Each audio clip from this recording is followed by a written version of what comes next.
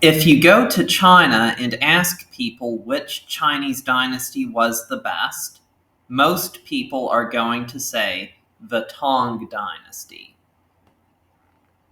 And there are many reasons for that, which I'm not going to get into today. That time period is seen as a golden age for China.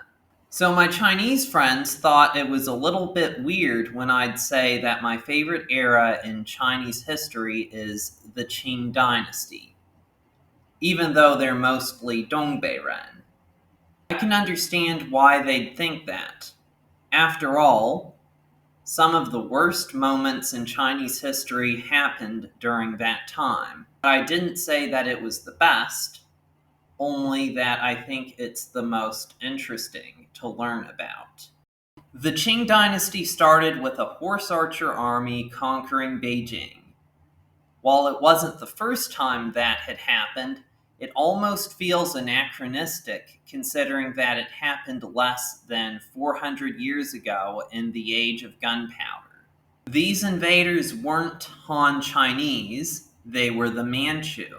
While the Manchu didn't conquer nearly as much of the world as the Mongols, they stayed in China a lot longer. The Qing Dynasty did a much better job of governing China than the Mongol Yuan Dynasty, and they integrated themselves into Chinese society a lot better. For instance, the Qing emperors supported Confucianism. There was still friction between Han and Manchu, however. One thing that angered China's Han majority was that Chinese men were forced to wear the queue, the Manchu hairstyle. The first half of the Qing dynasty went well, and China prospered. This was the time of Kangxi and Qianlong, the two longest reigning Chinese emperors, who are also considered some of China's best emperors.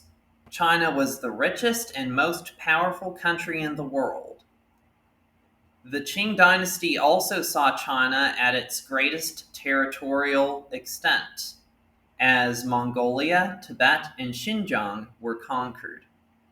The Qing dynasty was also the first and only Chinese dynasty to rule over Taiwan. So, as you can see, a lot of the geopolitical controversies of the present have their origins in the Qing dynasty during the 17th and 18th centuries. But the good times were not to last. China would soon be challenged by new rivals. Before 1800, threats to China usually came from the north, sometimes from the west. But in the 19th century, China would be threatened from the sea. The European powers and Japan began to flex their military muscles. China suffered humiliating defeats at the hands of Britain, France, and Japan. The worst humiliations were probably the Opium Wars, where Britain forced the country to be open to the drug trade. And that wasn't their only problem. China was facing natural disasters and famines, and in one of the most bizarre episodes in not just Chinese history, but in all of world history, a man claiming to be Jesus' brother launched a rebellion against the Qing dynasty. His followers practiced mandatory celibacy, gender equality, and a form of communism. The ensuing war cost over 20 million lives, making it one of the deadliest wars in history. While the Qing dynasty wasn't the first dynasty to interact with the West, it did do a lot more interacting than the Ming or the Yuan, for sure. A lot of that interaction was negative, and the term century of humiliation exists for a reason.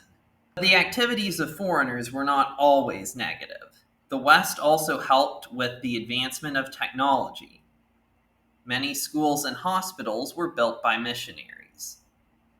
In addition to religious ideas, Western political ideas began to spread among the educated in China, especially as an increasing number of Chinese were traveling outside of the country. As the 19th century progressed, China was getting weaker, and the West was getting stronger. China would be ruled behind the scenes by the Empress Dowager Cixi, who certainly didn't help things. As it became ever more apparent that China was falling behind the West, scholars and statesmen put their minds towards ways to reform the declining empire. But some Chinese were convinced that the Qing Dynasty was beyond hope and needed to be replaced. Among these people was Sun Yat-sen, who sought to overthrow the Qing emperor and eventually establish a democratic China. His revolutionary activities made him a wanted man in China, and he had to flee the country. In the meantime, Empress Dowager Cixi blocked the reforms necessary to save the dynasty, even going as far as to place the pro-reform Emperor Guangxu under house arrest. Eventually, she would give the government support to the Boxer Rebellion, a radical anti-foreigner martial arts movement which was defeated by an alliance of 8 nations at the turn of the 20th century. The Qing Dynasty would limp along for the next decade.